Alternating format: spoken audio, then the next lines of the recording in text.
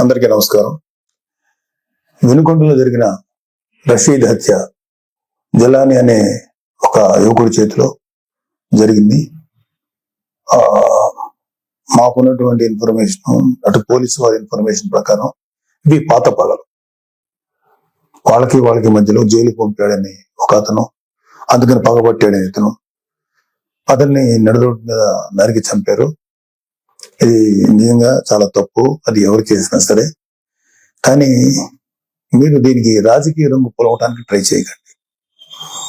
మీరు first point, YCP నేత జగన్మోహన్ రెడ్డి గారికి మర్యాదపూర్వకంగా చెప్పేది ఏంటంటే, ఇంతకాలం మీరు శవ రాజకీయాలు చేసే ఎంత దూరం వచ్చారు. జనాలు మీరు చెప్పే మాటల్ని నమ్మటం ఎప్పుడో మానేశారు. ఖచ్చితంగా ఈ హత్యకి సంబంధించి మేము కూడా ఖండిస్తున్నాం. ఖచ్చితంగా ఎలాంటి వ్యక్తులైనా సరే, ఈ వెనకాల ఉన్న వాళ్ళు ఎవరినైనా సరే పట్టుకొని కోర్టుకు తీసుకెళ్లి శిక్షించాలని మేము కోరుకుంటున్నాం. అయితే ఇంకొక విషయం ఏంటంటే, గంజాయి ఇన్ఫ్లుయెన్స్ తో కూడా ఉండుంటది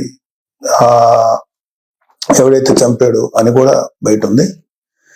సో ఇలాంటివన్నీ రకరకాల వెర్షన్స్ వస్తున్నాయి. సో మీరు అర్జెంటుగా వినుకొండ వచ్చి ఆ చనిపోయిన కుర్రవాడికి ఒక పార్టీ నాయకుడుగా మీ సానుభూతి తెలపటం అనేది మాకు ఎటువంటి అబ్జెక్షన్ లేదు, మంచిది కూడా తెలుపుతాం. కాకపోతే మీరు దాన్ని రాజకీయ రంగు పోలిని ఇంకా గట్టిగా నెల 10 రోజులు కూడా కాకుండానే, ప్రభుత్వం ఏర్పాటు అవ్వకుండానే మీరు రకరకాల విమర్శలు చేసి అక్కడికి వెళ్ళి జగన్ అన్న పథకాలు, జగన్ మామ, ఇంకా ఎంతకాలం మీరు ఇలాంటి మాటలు మాట్లాడతారు? అధికారం ఉన్నప్పుడు నటించారు, అధికారం పోయినప్పుడు నటిస్తున్నారు. నటనల మీద పరిపాలన సాగదు. ఈ విషయం ఇప్పటికే మీకు అర్థమై ఉండాలి, మీ వైసీపీ నాయకులు కూడా అర్థమై ఉండాలి. ఎంతకాలం ఇంకా నటిస్తారు మీరు? ఓపెన్ గా ఉండండి. 2019లో మీకు అద్భుతమైనటువంటి తీర్పు ఇచ్చారు ప్రజలు మీకోసం. దాన్ని మీరు అత్యంత దారుణంగా, దుర్మార్గంగా ఉపయోగించుకొని ప్రజల నెత్తి మీద కాలు పెట్టి తొక్కారు. ప్రజల్ని హింసించి వదిలేరు మీరు. మీ పరిపాలనలో సామాన్యులు సైతం భయపడ్డారు. ప్రజల కోసం నిలబడిన కొంతమంది నాయకులు, కొంతమంది కార్యకర్తలు తప్ప ప్రతి ఒక్కరు భయపడ్డారు. ప్రతి వాళ్ళు భయపడ్డారు. మీరు ఇప్పుడు వచ్చేసేసి ఏదో అన్యాయం జరిగిపోయింది, డెఫినెట్ గా ఇది తప్పే, దీన్ని నేను ఖండిస్తున్నాం. కానీ దీనికి రాజకీయ రంగు పూలు ఈ శవ రాజకీయాలు చేయకండి. కూటమి ప్రభుత్వం పరిపాలనా పరంగా ఏదన్నా ఉంటే విమర్శించండి. ఇంకా నెల కూడా కాకపోయినా సరే అది చేయలేదు, ఇది చేయలేదు అన్నారు. ఓకే, అది ఎలా చేయాలో మాకు తెలుసు. కూటమి ప్రభుత్వానికి చేసి చూపిస్తాం. మీకన్నా అద్భుతమైన పరిపాలన ప్రజలకు వస్తుంది. మీరు అద్భుతమైన పరిపాలన మీరు చెప్పుకున్నారు. అంతకన్నా దుర్మార్గ పరిపాలన భారతదేశ రాజకీయ చరిత్రలో ఏ రాష్ట్రం జరగలేదు, ఓన్లీ ఆంధ్రప్రదేశ్ లో జరిగింది. అలాంటి దుర్మార్గమైన పరిపాలన మీరు అందించారు. అంటే కొన్ని కోట్ల రూపాయలు, వేల కోట్లు, లక్షల కోట్ల రూపాయలు ప్రభుత్వానికి, ఖజానాకి గండి కొట్టి, నెక్స్ట్ అసలు అంటే ప్రభుత్వాన్ని సర్వనాశనం చేసి, ఒక గవర్నెన్స్ ఏ విధంగా కొనసాగనివ్వకుండా నాశనం చేసి, మీ పరిపాలనలో లక్షల కోట్ల అవినీతి జరిగితే దాని గురించి మీరు ఎప్పుడు మాట్లాడలేదు. అంటే మీరు పెట్టిన బొక్క, అంటే మన రాష్ట్ర ఖజానాకి కనీసం 2-3 మినిమం 4-5 ఏళ్ళు పడుతుంది మినిమం ముందు ఆ బొక్క పుడ్చడానికి. అంత పెద్ద బొక్క పెట్టి వెళ్ళిపోయారు మీరు ఆంధ్రప్రదేశ్ రాష్ట్రానికి. అర్జెంటుగా అది చేయలేదు, ఇది చేయలేదు. నెల రోజులు కూడా కాలేదు స్వామి. 2019లో పరిపాలన మొదలుపెట్టినప్పుడు 6 నెలలు మాట్లాడలేదు. ప్రతిపక్షంలో ఉన్నాం మేము. మీకు అర్జెంటుగా వచ్చేసి అది చేయలేదు, ఇది చేస్తారు. ప్రతిదీ చేస్తుంది కూటమి ప్రభుత్వం, ప్రతిదీ చేస్తుంది. చంద్రబాబు నాయుడు గారు కానీ, పవన్ కళ్యాణ్ గారు కానీ నిబద్ధత ఉన్న మనుషులు. ఎలా చేయాలో అలా చేస్తారు. ప్రజలకు ఎంత మంచి చేయాలో చేసి తీరుతారు. మీలాగా పర్ఫార్మెన్స్ లో దొంగ మాటలు చెప్పి తప్పించుకునే వ్యక్తులు కాదు, గుర్తుపెట్టుకోండి. సరే, ఈ సందర్భంగా మీకు కొన్ని సింపుల్ క్వశ్చన్స్ అడుగుతాను. దానికి మీరు ఆన్సర్ చెప్పగలిగితే వెరీ హ్యాపీ. మీరు ఇవాళ వినుకొండకు వచ్చి ఆ కుర్రోడు గురించి చెప్పారు, ఐఎమ్ ఓకే ఫర్ దట్. కానీ దానికి ముందు మీ అధికారం ఉన్నప్పుడు, మీరు సీఎంగా ఉన్నప్పుడు ఒక దళిత్ డ్రైవర్ ని చంపేసిన మీ ఎమ్మెల్సీని అతని తప్పుని ఖండించకపోగా మీతో పాటు సగర్వంగా తిప్పుకున్నారే, అది తప్పని మీకు అనిపించలేదు? అప్పుడు అది దుర్మార్గంగానే, అది క్రూరంగానే అనిపించలేదా మీకు? డాక్టర్ సుధాకర్ అనే ఒక ఆయన్ని ఉద్యోగం ఊడబెరికి పిచ్చోడు చేసి రోడ్ల మీద చొక్కా కూడా లేకుండా పోలీసులతో తన్నించి, మీ యొక్క అనుగు పోలీసులు తన్నించి ఆఖరికి అతను చచ్చిపోయేలా చేశారే, అప్పుడు మీకు ఎటువంటి కామెంట్ చేయాలనిపించలేదా? వాళ్ళ అక్కని కొంతమంది వైసీపీ కార్యకర్తలు, గూండాలు సెక్సువల్ గా హెరాస్ చేస్తుంటే అడ్డుకున్న అమర్నాథ్ అనే బీసీ కుర్రోడిని, మైనారిటీ చేరిన కుర్రోడిని పెట్రోల్ పోసి కాల్చి చంపేశారు కదా, అప్పుడు కూడా మీకేమి రియాక్ట్ అవ్వలేదా మీరు? అప్పుడు కూడా కనీసం ఒక మాట మాట్లాడలేకపోయారా మీరు? 32,000 మంది ఆడపిల్లలు అదృశ్యం అయిపోయారని చెప్పి పవన్ కళ్యాణ్ గారు చెప్పి కనీసం ఒక పోలీస్ రివ్యూ పెట్టండి అంటే కనీసం పోలీస్ రివ్యూ కూడా పెట్టకుండా 32,000 మంది ఆడపిల్లలు అదృశ్యం అయిపోతే అప్పుడు మీకు మాట్లాడటానికి నోరు రాలేదా? ఇప్పుడు మీ కార్యకర్తలకు లేకపోతే మీ వాళ్ళకి అన్యాయం జరిగిపోతుందని ఇంత మాట్లాడుతున్నారే, మీరు అప్పుడు కూడా మాట్లాడుంటే ఇప్పుడు మీరు మాట్లాడిన మాటకు విలువ ఉండేది. మళ్ళీ చెప్తున్నాను, అక్కడ వినుకొండలో జరిగింది నాకున్న సోర్సెస్ ప్రకారం అది పర్సనల్ గ్రడ్జి, ఇద్దరు వ్యక్తుల మధ్యలో జరిగిన గడ్జి తప్ప 2 పార్టీలకు సంబంధించినవి కాదు. అది మీరు ఖచ్చితంగా మీకు త్వరలోనే పోలీసు నిజాలు నీకు తెలుస్తారు, మీకు ఆన్సర్ చెప్తారు. అలాగే మీ వైసీపీ నాయకులు సామాన్య ప్రజలు అంటే నెలకు ఒక 10,000 20,000 సంపాదించే వాళ్ళు ఏదో వాళ్ళ పూర్వీకుల ఆస్తులు 100 గజాలు 200 గజాలు 300 గజాలు 400 గజాలు ఉంటే వాటిని అడ్డగోలుగా కబ్జా చేసి భయపెట్టి స్వాధీనం చేసుకున్నారే, అది మీ దృష్టికి రాలేదా?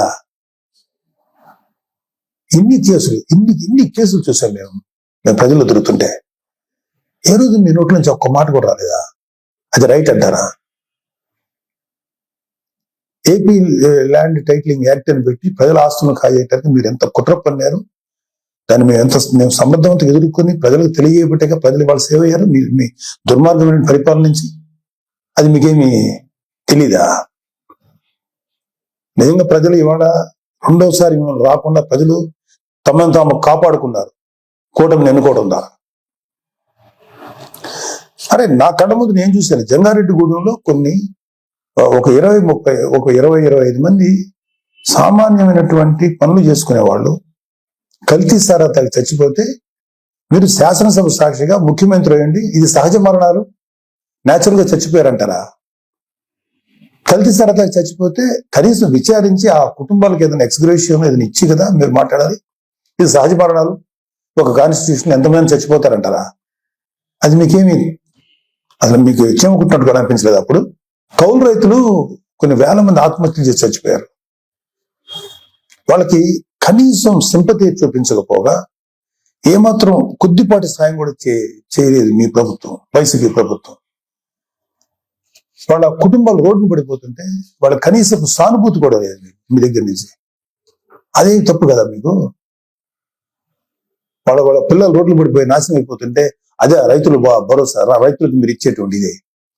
ఒకసారి వెళ్ళి చూడండి, ఆంధ్రప్రదేశ్కి ఒక రైతును అడగండి వైసీపీ ప్రభుత్వం మీకేం చేసిందో.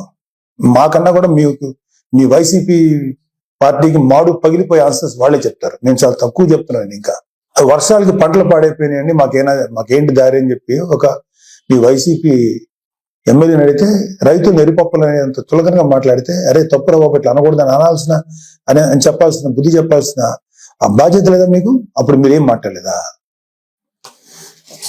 ఏమంటే మీ పరిపాలనలో గంజాయి డ్రగ్స్ విచ్చలవిడిగా అమ్ముడైనయే, విచ్చలవిడిగా జనాల్లో చలామణియనియే, బ్లేడ్ బ్యాచ్లు దుర్మార్గ మనుషులు తయారయ్యారే, ఎంతో మంది జీవితాలను పట్టును పెట్టుకున్నారే. ఆ గంజాయిని ఆపాలను లేకపోతే ఆ డ్రగ్స్ ని కంట్రోల్ చేయాలనేటువంటి ఆలోచన మీకు రాలేదా? ఎందుకు వస్తుంది? మీ ఎమ్మెల్యేలు మీ కార్యకర్తలు ఎవరైతే ఉన్నారో ఇలాంటి పనులు చేసి వాళ్ళు అడ్వాంటేజ్ పొందుతున్నారు కాబట్టి మీరు కూడా ఏం మాట్లాడలేదు. ప్రజల పక్షాన్ని నిలబడి పోరాడుతున్న పవన్ కళ్యాణ్ గారు, చంద్రబాబు నాయుడు గారు ఇలాంటి నాయకుల్ని మీరు వాళ్ళ విధి విధానాలను విమర్శించకుండా వాళ్ళ వ్యక్తిగతమైన జీవితాల్లోకి ఎంటర్ అయిపోయి వాళ్ళ కుటుంబాన్ని రోడ్డుకి ఇచ్చాలని ట్రై చేసి వాళ్ళ ఫ్యామిలీస్ మీద మాట్లాడినప్పుడు మీకు కనీసం చేకుంటున్నట్టు కూడా అనిపించలేదా? ఇదే మీరు చేసిన నిర్వాహకం. ఇప్పుడు వచ్చేసి మహానుభావులాగా ఒక మెస్సాయి లాగా వచ్చి మాట్లాడుతున్నారా మీరు కానీ మీ నాయకులు ఎవరైనా సరే? ఎప్పుడు తెలుసుకుంటారు మీరు? ఇప్పటికైనా తెలుసుకోండి. ఇప్పటికైనా తెలుసుకొని చేసిన తప్పుల్ని మీరు సరిదిద్దుకోండి. అట్లానే ఇప్పుడు అర్జెంటుగా ఇప్పుడు సెంట్రల్ గవర్నమెంట్ ఢిల్లీకి వెళ్ళిపోయి ధర్నా చేసేసి రాష్ట్రపతి పాలన పెట్టమంటారా? ఏమన్నా కొంచెమన్నా మీకు ఆలోచన ఉందా? మీకు సలహాలు ఇచ్చే వాళ్ళు ఎవరో ఇంకా తెలియట్లేదు మాకు. సజ్జలు లాంటి వాళ్ళు ఎప్పుడు వెళ్ళిపోయారో ఉన్నారో తెలియదు, లేదా అలాంటి సలహాలు వింటున్నారేమో. అర్జెంట్గా రాష్ట్రపతి పాలన పెట్టాలా? నిజంగా రాష్ట్రపతి పాలన పెట్టాల్సి వచ్చిన పరిస్థితిలో ఉంటే మీ పరిపాలనలో ప్రజావేదిక కూల్చినప్పుడే పెట్టాలి రాష్ట్రపతి పాలన. అది మీ దుర్మార్గమైన పరిపాలనని పెట్టాలి. అప్పుడు పెట్టలేదే సార్. మీరు రేపు జరగబోయే సభలకి అటెండ్ కాకుండా ఉండటానికి ఓ కొత్త నాటకాన్ని, కొత్త స్టేజ్ క్రియేట్ చేసుకుంటున్నారు. ఢిల్లీ వెళ్ళాలని ఓ పని చేయండి, మీరు వెళ్తే వెళ్ళండి ఢిల్లీ, నాకే అబ్జెక్షన్ లేదు. కానీ రేపు శాసనసభలో మీటింగ్ జరగబోతున్నాయి కదా, దానికి మీరు రండి. మిమ్మల్ని వ్యక్తిగతంగా అనొద్దని చెప్పి నా పర్సనల్ గా నేను బీజేపీ, టీడీపీ, జనసేన ఎమ్మెల్యేని రిక్వెస్ట్ చేసుకుంటాను. మిమ్మల్ని వ్యక్తిగతంగా ఏమి అనొద్దని చెప్తాను. మీరు ధైర్యంగా వచ్చి మాట్లాడండి. శాసనసభని ఫేస్ చేయడానికి ఎందుకండి అంత భయం మీకు? రండి, ధైర్యంగా రండి. మీకు ప్రతిపక్ష హోదా ఇవ్వకపోయినా ఓ ప్రస్తుతానికి ఉన్న 11 మంది ప్రతిపక్ష ఫీల్ అవుతాం మేమందరం. క్వశ్చన్ చేయండి. కూటమి ప్రభుత్వాన్ని శాసనసభలోనే అడగండి. రోడ్ల మీదకి వచ్చి మాట్లాడితే ఎట్లాగా? ఇలాంటి పెర్ఫార్మెన్స్లు ఎందుకు? అధికారం ఉన్నప్పుడు పెర్ఫార్మెన్సే, అధికారం లేనప్పుడు పెర్ఫార్మెన్సేనా? ఇలాంటి కథలు చేయకండి ప్లీజ్. ఇప్పటికైనా తెలుసుకోండి. మీ మీద మాకు వ్యక్తిగతంగా ఎటువంటి కోపం లేదు, ఎటువంటి ద్వేషం లేదు. ప్రజలకి నష్టం జరుగుతుంది, ప్రజలు మీ వల్ల దారుణంగా నష్టపోతున్నారు. కొన్ని వందల మంది, వేల మంది ప్రజలు ఆత్మహత్యలు చేసి చచ్చిపోయారు మీ యొక్క అకౌంట్ లో. అప్పుడు అది తప్పు అని చెప్పి మేము గట్టిగా ఫైట్ చేసాం. ఇప్పుడు జరిగే ప్రతిదాన్ని మీరు రాజకీయ కోణం నుంచి చూస్తారా? ప్రతి చావుని, ప్రతి చిన్న సైజు గొడవలు ఏదైనా సరే మీకు దుర్మార్గమైన ఇదిగా కనపడతాయా? మీకు రాజకీయ కోణంలో కనపడతాయా? ఇంకొక డైమెన్షన్ చూడటం చేత కదా మీకు? చేయండి. నేను ఇప్పటికైనా సరే మీరు గట్టిగా ఫైట్ చేయండి. కూటమిలో కనుక ఏదన్నా తప్పులు జరిగితే తప్పులు నిలదీయండి. అంతకన్నా దొంగ మాటలు, దొంగ కబుర్లు, పిచ్చి కబుర్లు చెప్పకండి. మీకు ఒక పేపర్ ఉంది, మీకు భజన చేసేటువంటి కొన్ని మీడియా సంస్థలు ఉన్నాయి, పర్లేదు, వాటిని మీరు ఉంచుకోండి. కానీ మాట్లాడేదానికి, లేకపోతే మీరు ఏదైనా ఒక వ్యక్తిని నేరస్తుడిగా చేసేదో, లేకపోతే ఒక వ్యక్తిని రెస్పాన్సిబుల్ గా చేసేదానికి ఒక ఇంగితంగా, ఒక సెన్సిబుల్ గా ఉండాలి. నేను అసలు మాట్లాడకూడదు, నాకెందుకు, నేను పార్టీ పనిలో చేసుకునేవాడిని, నాకు ఈ పొలిటికల్ గా నేను మాట్లాడకూడదని నేను ఇంతకాలం మాట్లాడాలి. ఎన్నిసార్లు గత 40 రోజుల నుంచి ఊదరగొడుతున్నారు. అధికారం శాసనసభలో ప్రమాణ స్వీకారం చేసిన మొదటి రోజు నుంచి ఏం చేయట్లేదు. వెయిట్ చేయండి, అన్నీ చేస్తారు. అలాగే మీ వైసీపీ ప్రభుత్వ హయాంలో మీ నాయకులు, మీ రౌడీలు, మీ మాఫియా ఎమ్మెల్యేలు అందరూ ఎలాంటి దుర్మార్గాలు చేశారు, ఎలాంటి తప్పులు చేశారు, ఎన్ని వేల కోట్ల రూపాయలు కుంభకోణాలు చేశారు, అవన్నీ లిస్ట్ వస్తాయి, అవన్నీ బయటకు వస్తాయి, తగిన శిక్ష పడుతుంది. మీరు మీ సొంత బాబాయ్ చనిపోతే కనీసం రెస్పాన్స్ లేని మీరు ఎలా మాట్లాడతారండి? ప్లీజ్, ఇది కరెక్ట్ పద్ధతి కాదు. ఇప్పటికైనా నేర్చుకోండి, ఇప్పటికైనా తెలుసుకోండి. ఎప్పటికైనా చెప్పుడు మాటలు, పిచ్చి మాటలు వింటాం మానేయండి. ఒక మంచిగా మనం ఎలా చేద్దాం. రేపు పొద్దున 10 ఏళ్ళు ఉంటారు, 15 ఏళ్ళు ఉంటారు ఈ కూటమి ప్రభుత్వం వాళ్ళు. ఆ తర్వాత మీరు వస్తారు. నాకేమి మీరు రాకూడదని అనుకోవట్లేదు, మీరు రండి. బట్ మీరు చేసిన పెద్ద బొక్కకి కనీసం 15 ఏళ్ళ పాటు వీళ్ళుంటే ఆ తర్వాత మీరు మళ్ళీ వచ్చి చెదురు. కానీ ఈ లోపుగా మీరు రియలైజ్ అవ్వండి, మంచి దారిలో నడవండి, మంచి పద్ధతిగా నడవండి. దుర్మార్గపు వ్యక్తుల సలహాలు తీసుకోకండి. మీరు కూడా దుర్మార్గం ఆలోచన పక్కన పెట్టండి. నీతి నిజాయితీగా జెన్యూన్ ఉంటా ట్రై చేయండి. మేబీ జనాలు ఒక 10 ఏళ్ల తర్వాత, 15 ఏళ్ల తర్వాత మిమ్మల్ని గౌరవించవచ్చు, రెస్పెక్ట్ చేయొచ్చు. ఇలాగా అనవసరమైన మాటలు మీరు కానీ, మీ ఎమ్మెల్యేలు కానీ ఇవ్వండి, ఒక 6 నెలలు టైం ఇవ్వండి, చేస్తారు. మీరు అనుకున్నవన్నీ చేస్తారు. మీరు ఏదైతే ఇప్పుడు నేరం మోపుతున్నారో కూటమి ప్రభుత్వం మీద అన్ని వాటన్నిటికీ జవాబు వస్తుంది. వాళ్ళు ఏవైతే ఈ మేనిఫెస్టోలో ప్రామిస్ చేస్తారో అవన్నీ చేస్తాం. మాకు సెంట్రల్ గవర్నమెంట్ నుంచి సంపూర్ణ సహకారం ఉంది. మీలాగా కేసుల విషయంలో ఈ రాష్ట్రానికి సంబంధించిన ఇష్యూస్ అని చెప్పి మీ పర్సనల్ కేసుల గురించి సెంట్రల్ గవర్నమెంట్ దగ్గరికి వెళ్ళి మాట్లాడిన వ్యక్తులు కాదు ఇక్కడ. పవన్ కళ్యాణ్ గారు కానీ చంద్రబాబు నాయుడు గారు కానీ రాష్ట్రానికి మంచి నిధులు రప్పించి ప్రజల కోసం బాగు చేద్దామని, ప్రజల జీవితాలు బాగు చేద్దాం ఉన్నారు.